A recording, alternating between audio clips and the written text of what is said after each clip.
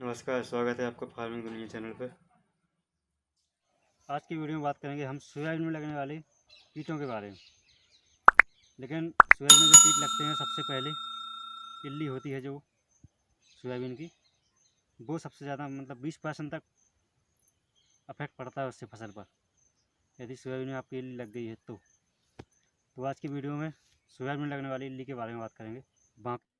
Soybean में इल्लियाँ तो बहुत प्रकार की लगती हैं, लेकिन आज बात करेंगे हरी इल्ली लगती है जो जो फली और पत्ते को खाती है, उसके बारे में। तो हरी इल्ली का सबसे पहले कब लगती है? जब मौसम अधिक गर्म हो और बादल छाए रहें, तापमान 25 से 35 के डिग्री सेंटीग्रेड के बीच में हो, तभी ये इल्ली लगती है। तो इसका जीवन चक्र जान लेते हैं। जीवन चक्र जानने से हम उसको कंट्रोल कर सकते हैं पूरे तरीके से। तो इसके जीवन चक्र में सबसे पहले इसका जो इल्ली होती है वो अंडे से निकल कर आती है। एक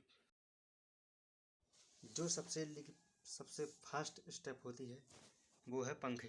पंखी अंडे रखती है और अंडे पत्ते के नीचे रख देती है, तो वो अंडा फूट जाता है, तो उसमें से एक लार्वा निकलता है, वो ज़मीन पर गिर जाता है। 4-5 दिन तक ज़मीन पर पड़ा रहता है सुषुप्त अवस्था में। उसमें वो फिर वो फटता है, उसमें से एक पंखी निकलती है और वो फिर अंडा स्टार्ट कर देता है। तो 4 स्टेप में होती है ये पूरी इसकी कहानी। 1 महीने तक चलती है। 1 महीने के बाद में एक कीट ही खत्म हो जाता है। तो पंखी होती है तो जो प्रकृति में किसी किसी पेड़ पर रहती है। जब सोयाबीन की फसल उसके अनुसार हो जाती है, तापमान हो जाता है, तो अपने बहुत से अंडे रखती है अलग अलग पेड़ों पर। तो इसकी पूरी 1 महीने का जीवन चक्र होता है इल्ली का। तो यदि आपको कंट्रोल करना है तो तीनों करना पड़ेगा, प्यूपा, वो अंडे और इल्ली। सबसे पहले अब बात करेंगे कंट्रोल की, कि फसल में जब इल्ली लग गई है तो उसको कंट्रोल कैसे करें। तो कंट्रोल करने के 2 उपाय होते हैं। पहला तो जैविक और दूसरा होता है रासायनिक।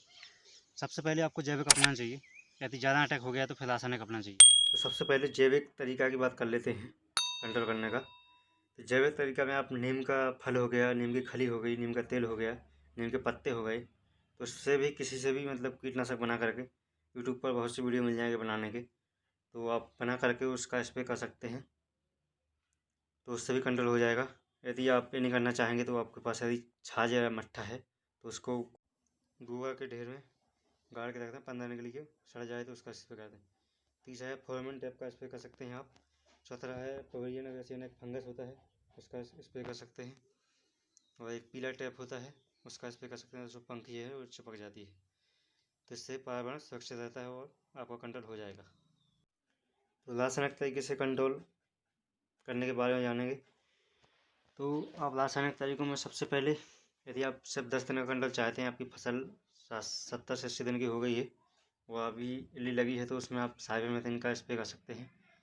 और एक परफेक्ट नाम से दवा आती है, उसमें साइपरमेथ्रिन और प्रोफेनोफॉस होता है, तो उसका स्प्रे कर सकते हैं। उससे कंट्रोल हो जाएगा 10-15 दिन का।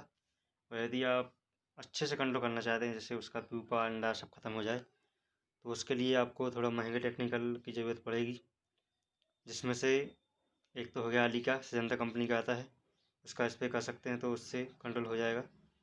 और साइपरमेथ्रिन मैंने बता ही दिया, 25 इसी में आता है, तो उसका 10 दिन का कंट्रोल है। दूसरा है थाई मिथॉक्सम 25% WG।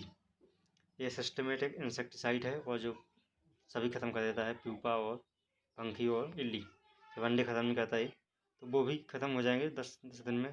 एक ही स्प्रे में पूरा काम हो जाएगा आपका। तो इनमें से आप कोई भी दवा स्प्रे कर सकते हैं। और एक सबसे महंगी दवा बताता हूँ मैं, डूपॉन्ट आती है, जो सोयाबीन की सभी इल्लियाँ ख़त्म कर देती है। ये हरी नहीं, टोटल सभी कितनी खतरनाक इल्ली हो, जैसे तम्बाकू इल्ली, कटुआ इल्ली, तो ये सबको ख़त्म कर देती है और इसका प्यूपा भी ख़त्म कर देती है। तो आप डूपॉन्ट का स्प्रे कर सकते हैं। थोड़ी महंगी है लेकिन काम अच्छा करेगी। इसके अलावा जो भी आपके यहाँ उपलब्ध हो वो इससे कर सकते हैं। यदि आपको वीडियो अच्छा लगा तो फार्मिंग दुनिया चैनल को सब्सक्राइब करें और हमें कमेंट करें कि आप किस प्रकार की वीडियो आगे चाहते हैं।